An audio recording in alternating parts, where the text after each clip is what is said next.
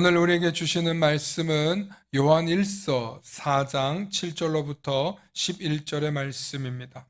요한일서 4장 7절로부터 11절의 말씀, 우리 한 절씩 한 절씩 교독하십니다. 제가 먼저 봉독해 올립니다. 사랑하는 자들아, 우리가 서로 사랑하자. 사랑은 하나님께 속한 것이니 사랑하는 자마다 하나님으로부터 나서 하나님을 알고, 사랑하지 아니하는 자는 하나님을 알지 못하나니 이는 하나님은 사랑이심이라. 하나님의 사랑이 우리에게 이렇게 나타난 바 되었으니 하나님이 자기의 독생자를 세상에 보내심은 그로 말미암아 우리를 살리려 하심이라. 사랑은 여기 있으니 우리가 하나님을 사랑한 것이 아니요 하나님이 우리를 사랑하사 우리 죄를 속하기 위하여 화목제물로 그 아들을 보내셨음이라. 함께 하십니다. 사랑하는 자들아, 하나님이 이같이 우리를 사랑하셨은즉 우리도 서로 사랑하는 것이 마땅하도다. 아멘. 오늘 말씀의 제목을 함께 선포해 주시기 바랍니다. 사랑의 사도 요한. 사랑의 사도 요한이라는 제목으로 오늘 말씀의 은혜 나누고자 합니다. 우리가 살다 보면 이 사람은 참 사랑을 많이 받고 자랐나 보다. 그럴 정도로 참 많은 사람들에게 사랑을 베풀고 위로와 소망을 베푸는 사람들이 있습니다. 우리가 그런 사람들 만날 때마다 참 나도 저렇게 사랑의 사람이 되면 좋겠다 하는 그런 사람이 있습니다. 오늘 제가 소개해드릴 영상은 바로 이 사랑의 사도라고 불리는 요한인데요. 우리 함께 영상 보도록 하겠습니다.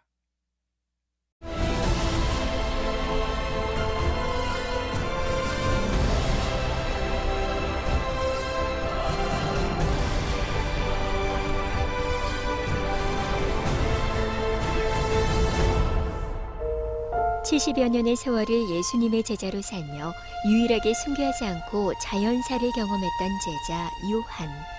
그에게는 늘 사랑의 사도라는 말이 따라다니는데요.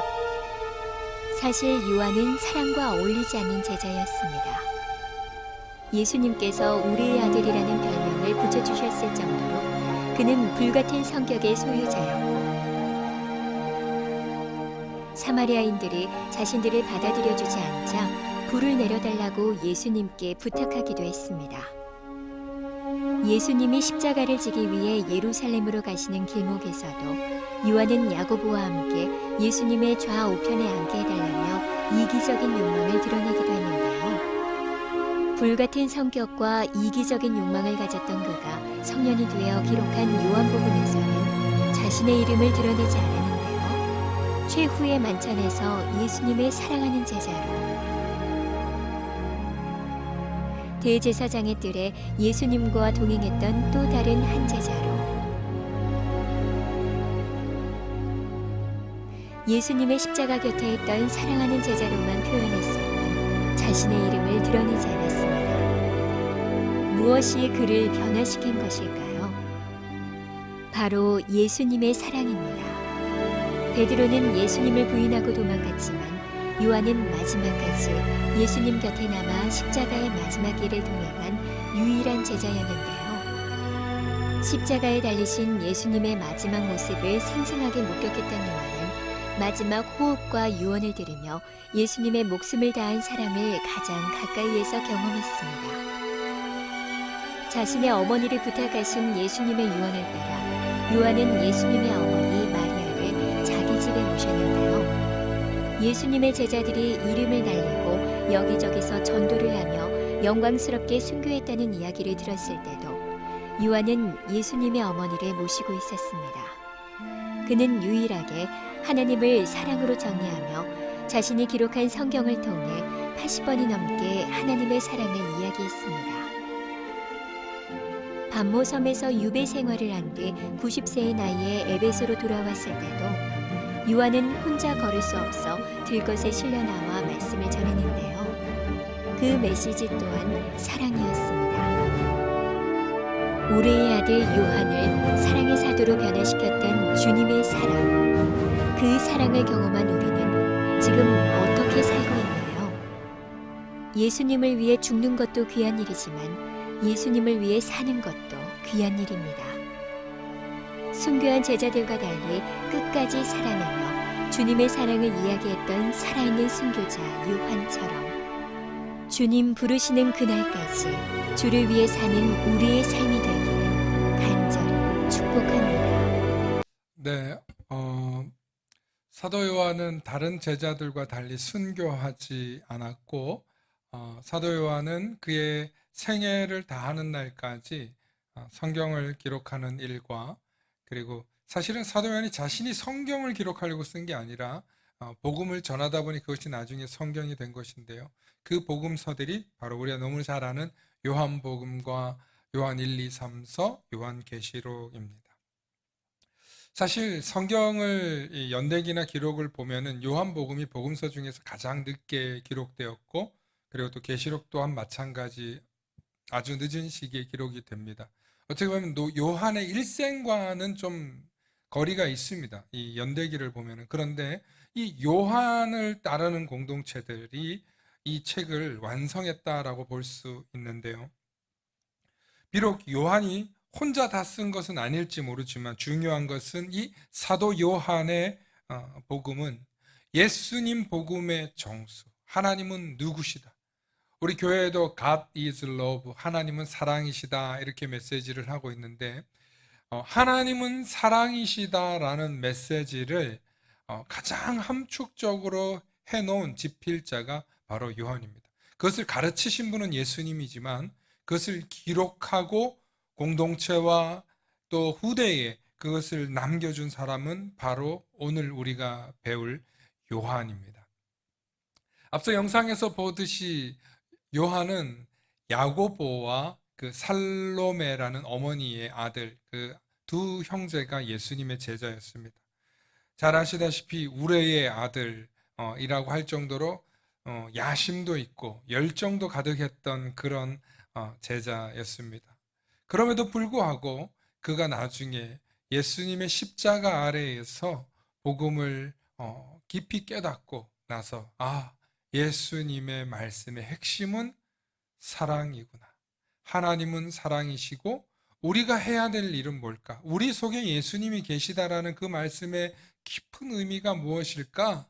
그것이 바로 서로 사랑하라는 것이었다는 것을 깊이 있게 깨달았습니다. 요한이 가지고 있었던 에피소드를 방금 몇 가지 말씀드렸는데, 무엇보다도 성경의 대미를 장식하는 우리가 요한계시록을 보면 요한계시록이 굉장히 많은 사람들이 큰 의미를 갖고 있는데, 사실은 요한계시록은 초대교회가 고난과 고통 속에 있을 때 천국에 대한 소망을 갖고 마지막까지 사랑의 삶을 살아내는 것이 요한계시록의 핵심이에요.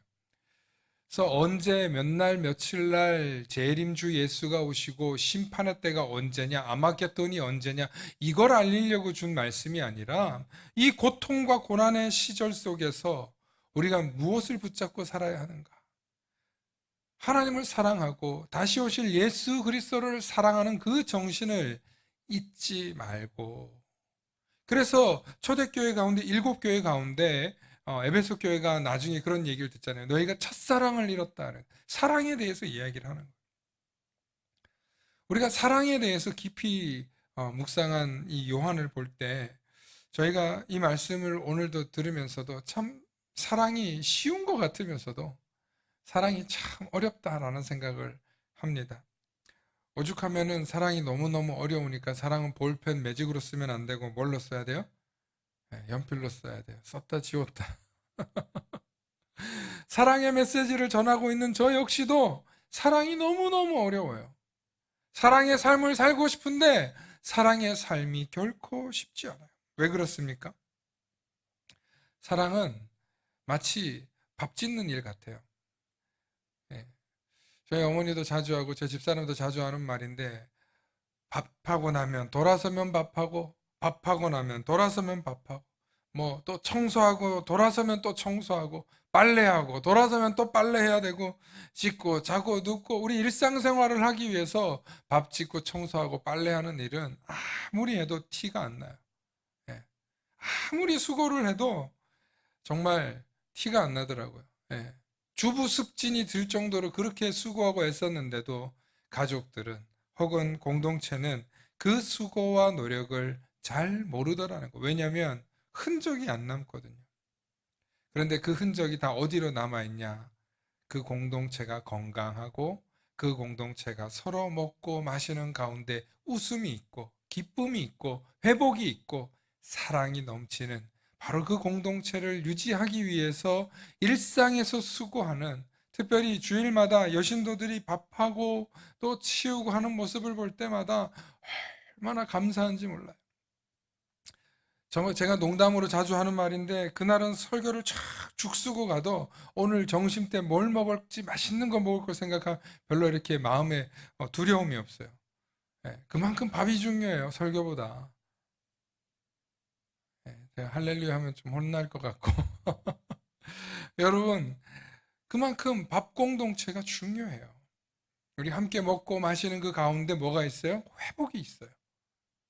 충전이 있어요. 예, 영양분이 공급되는 능력이 있어요.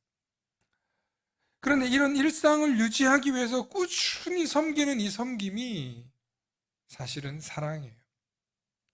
흔적도 남지 않고, 그리고 해도 또 돌아오는 그 일인 것 같지만, 사실은 교회 공동체를 유지하는 최고의 비결은 뭐냐? 바로 서로 사랑하고 섬기는 그 일이에요. 그 서로 사랑하고 섬기는 그 일이 바로 뭐예요? 함께 먹고 마시고 어울리는 거예요. 그런데 그 함께 먹고 마시고 누가 준비하냐고요? 누가? 그 준비하시는 성도님들의 손길이 아주 귀한 줄로 믿습니다. 여러분, 정말 가치 있는 일이에요. 그러니까 여러분들께서 섬기는 그 일을 정말 나는 이건 너무너무 하기 싫은데 뭐 부엌대기니 이런 식으로 반응하지 마시기 바랍니다. 너무너무 귀한 일이고, 사도 요한이 오늘 얘기하는 이 서로 사랑의 핵심이 바로 그 섬김에 있다는 것을 항상 잊지 마시길 축원합니다. 초대교회 때 1900년대, 그러니까 예수님 돌아가시고 AD 190년경에 로마의 감독 가운데 빅토르라는 분이 있었어요. 이제 실명은 아니고 가명인데, 편지를 보낸 에베소의 감독에 보면은 폴리크라테스라와 교회사의 아버지라 불리는 유세비우스라고 하는 인물이 있어요. 거기에 이제 편지를 쓴 기록이 있는데, 여기 보면 세베대의 아들 요한이 예수의 어머니를 모시고 에베소로 가서 그곳에 가서 어머니를 위한 집을 지었더라 하는 이런 말씀이 있습니다. 이 이야기가 무슨 얘기냐면, 이 초대교회의 그 어려운 가운데 예루살렘을 떠나서 초대교회가 이제 갑자기 부흥하기 시작했어요. 이제 50년, 60년부터 초대교회가 한 AD 한 4, 50년부터 부흥하기 시작해요. 바울의 복음 전도를 통해서 부흥하기 시작했는데 6, 70년 무렵 흥왕하기 시작했어요.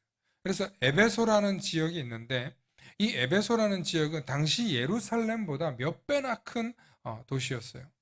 그리고 그 지역을 디모데가 목회하고 있었던 지역입니다. 그래서 디모데가 이 예수님의 어머니와 그리고 유일하게 살아있는 생존자 제자 사도 요한을 모시고 그곳에서 이제 있는데, 그때 나이가 대략 사도 요한이 70세, 그리고 예수님의 어머니가 90세가 넘었을 무렵으로 보이는데, 이때 보면은 이 시기에 에베소 종교회의 회의록에 기록되어 있어요.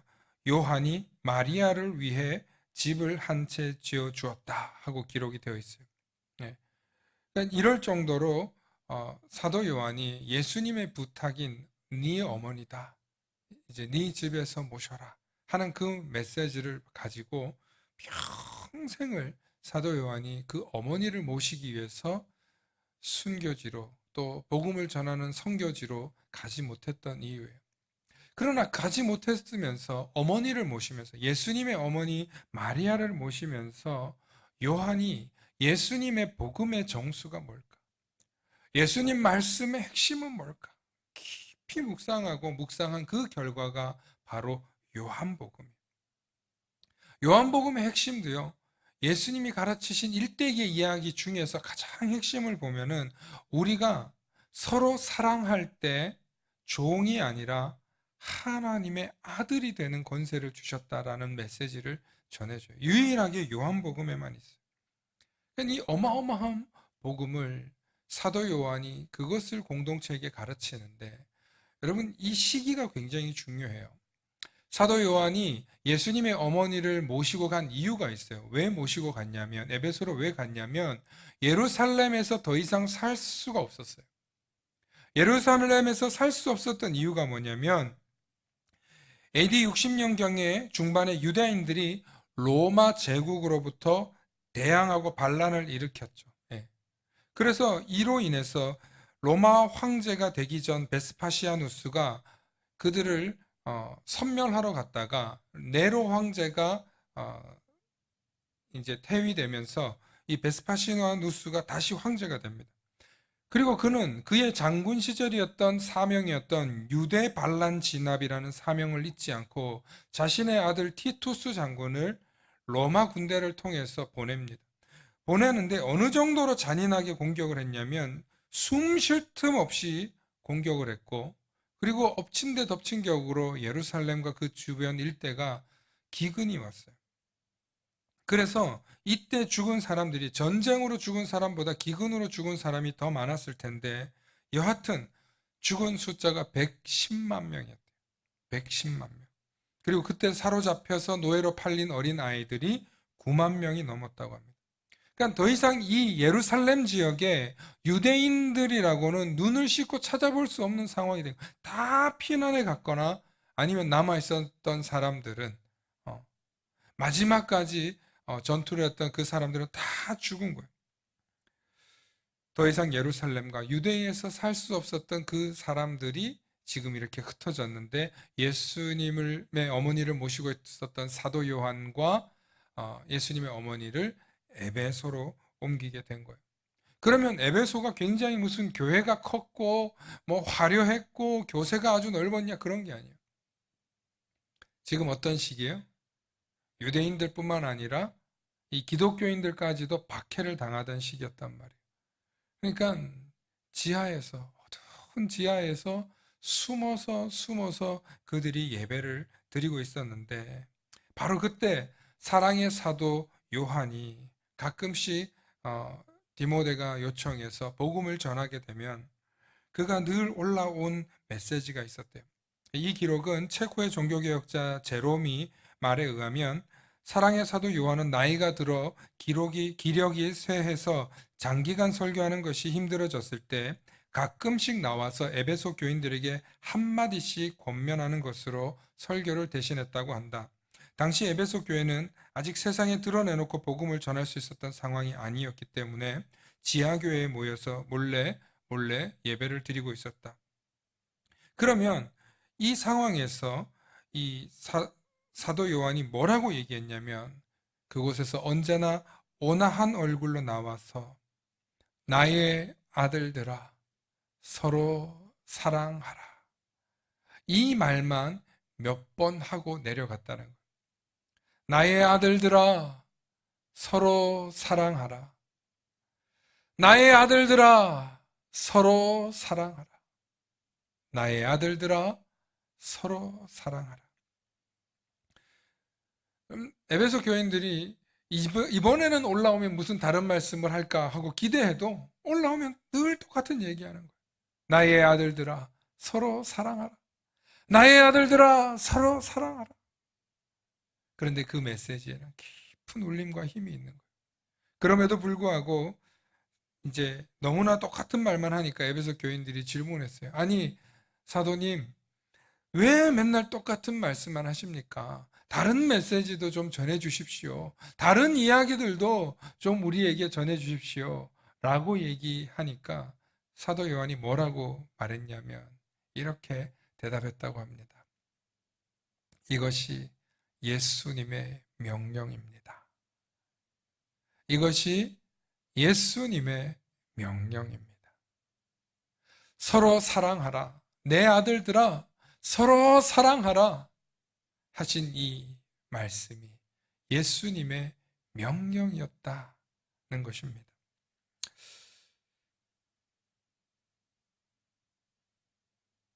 초대교회가 결코 쉬운 상황이 아니었습니다. 방금 지하교회에서 예배를 드렸고요. 그리고 로마로부터 핍박과 박해가 있었고 잡히는 사람들마다 순교가 있었는데 이보다 더한 또 어려움이 있었어요. 그게 뭐냐면 이단들이었어요. 다른 복음들이 있었어요. 기껏 예수님 얘기를 들으러 갔더니 나중에는 자기들이 주인 노릇을 하고 자신들이 교주가 되는 거예요.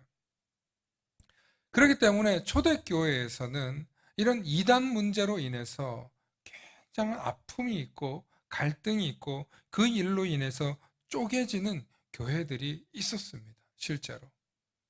그런데 이 사도 요한이 목회했던, 그리고 디모데가 목회했던 이 에베소 교회는 흔들리지 않고 견고할 수 있었는데 그 이유가 바로 이 서로 사랑하라는 교회의 정신, 예수 그리스도의 가르침을 그들이 실천했기 때문이라고 그렇게 기록하고 있습니다. 여러분, 교회에서 서로 사랑한다는 게 말이 쉽지 얼마나 어려운 일입니까? 아니, 부부 관계에서도 또 부모와 자식 관계에서도 정말 서로 사랑하는데, 너무너무 사랑하는데 사랑하는 방법을 서로 몰라서, 사랑하는 걸 잘 배워본지를 못해서 가장 가까운 사람에게 말로 상처 주고 자녀에게 상처 주고 해서 아프고 분열되는 가정들이 얼마나 많습니까? 대부분의 가정이 해체되는 근본적인 원인이 뭡니까? 서로 사랑하지 못해서 그렇게 되지 않습니까? 저는 이 말씀에서 우리가 힘을 얻어야 된다고 생각해요. 오늘날 교회의 사명, 교회의 역할, 그리스도인의 사명, 그리스도인의 역할이 뭐냐? 결국에는 서로 사랑하는 거라는 거예요.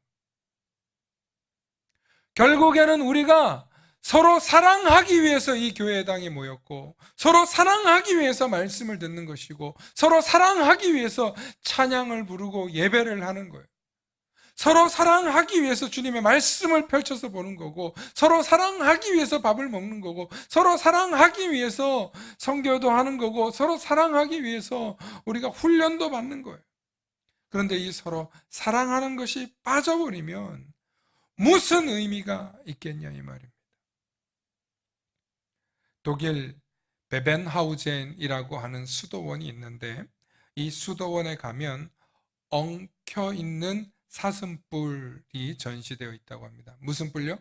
엉켜있는 사슴뿔입니다. 이 일화는 이렇습니다. 그 베벨하우젠이라는 지역의 산에는 굉장히 큰 뿔을 가지는 사슴들이 있습니다. 굉장히 이 화려한 뿔들을 가지고 있어요. 그런데 이 뿔을 가진 사슴들이 숲속에서 서로 영역 다툼을 하게 돼요. 격렬한 싸움을 하다 보면 결국에는 뿔이 뒤엉켜서 옴짝달싹 할 수 없는 지경에까지 이르게 되는 거예요. 그런데 결국에는 서로 물러서지 않다가 이 사슴이 둘이 뒤엉켜서 물도 먹으러 못 가고, 그리고 음식도 먹으러 가지 못해서 결국에는 뒤엉킨 채로 죽어 있는 사슴들이 있다는 거예요. 그래서 산책을 하다가 뿔이 뒤엉켜 죽은 두 사슴을 본 수도사가 이 엉킨 뿔을 그대로 잘라서 수도원에 걸어 놓았습니다. 그리고 그 수도원에 오는 사람들에게 이 두 사슴의 이야기를 전해줍니다. 우리가 서로 힘을 과시하다가 죽은 두 사슴처럼 분노에 눈이 멀어 자존심만 내세우는 사람은 상대방도 죽이고 결국엔 자기 자신도 죽습니다. 라고 교훈을 줍니다. 이 세상은 날로 성장하고 또 흥왕하고 있지만 국가 대 국가, 사람 대 사람, 민족 대 민족으로 서로 얼마나 적대시하고 엉켜 있습니까? 저도 대한민국 사람으로서 또 동양인으로서 다른 이방인이나 다른 사람들을 볼 때마다 저도 모르게 경계심이 생기고 또 낯설어지는 것이 사실입니다. 그런데 이렇게 인종을 초월하고 인류를 초월해서 우리가 주 안에서 하나 될 수 있는 유일한 비결은 예수 그리스도의 말씀을 가지고 서로 사랑해야 한다라는 목표가 있을 때 가능하다는 거예요. 우리가 서로 사랑하지 않으면 결국에는 죽습니다. 전 세계가 복음으로 확장되고 전 세계의 수많은 교회가 교회의 역할을 하는 것이 무엇입니까? 우리가 서로 사랑하자는 거예요. 상대방의 허물은 덮어주고 상대방의 연약함은 용서해주고 상대방이 나에게 큰 원수가 되었다 할지라도 그것을 용서할 수 있는 힘이 어디서 나옵니까? 예수 그리스도의 사랑과 구원의 은혜예요. 그 구원의 은총을 맛본 사람들이 모여서 해야 될 일이 뭐냐? 서로 사랑하는 거예요. 서로에게 상처를 주고 아프게 하는 말은 뒤엉킨 사슴의 뿔과 같다는 거예요. 오늘 이 시대를 살아가고 있는 저와 여러분들이 교회의 본질이 무엇이냐? 우리의 신앙생활의 본질이 무엇이냐? 우리의 믿음의 삶의 숙제가 무엇이냐? 결국에는 서로 사랑하는 것이라는 것을 잊지 마시길 축원합니다. 교회가 이 세상을 살아가는 모든 그리스도인들에게 또 많은 그리스도인들이 이 세상을 향해서 끊임없이 깨닫게 해주고 전파해 주어야 할 것은 바로 우리가 예수 그리스도의 말씀을 통하여서 예수 그리스도의 그 구원의 은총을 통하여서 서로 사랑하는 것이라는 것을 잊지 말아야 할 줄로 믿습니다. 오늘 사도 요한의 마지막으로 전한 그 말씀, 서로 사랑하라. 서로 사랑하라. 서로 사랑하라는 주님의 그 명령을 가슴에 새기고 내가 오늘도 또 내일도 서로 사랑하는 사람 되기 위해서 주님의 말씀을 붙잡고 주님과 함께 동행하며 구원의 날까지 주님이 부르시는 그날까지 서로 사랑하는 그 사명을 마음속 깊이 새기며 실천하며 살아가길 다짐하고 결단하는 우리 모두가 되시길 소망합니다. 왜냐하면 우리가 이 소망을 갖고 살지 않으면 우리 속에 있는 죄성이, 우리 속에 있는 공격 본능이, 우리 속에 있는 내가 너보다 낫고 내가 너보다 우월하고 내가 너보다 강하고 내가 너보다 더 잘났다라고 하는 그 자존심이 우리 안에 솟아나서 서로 뒤엉킨 뿔로 죽은 사슴처럼 죽을 수밖에 없는 죄성과 죄인이기 때문에 그렇습니다. 그러므로 언제나 우리를 구원하여 주신 그 은혜, 주님이 베풀어 주신 그 한없는 은총을 생각하시면서 서로 사랑해야 되겠다.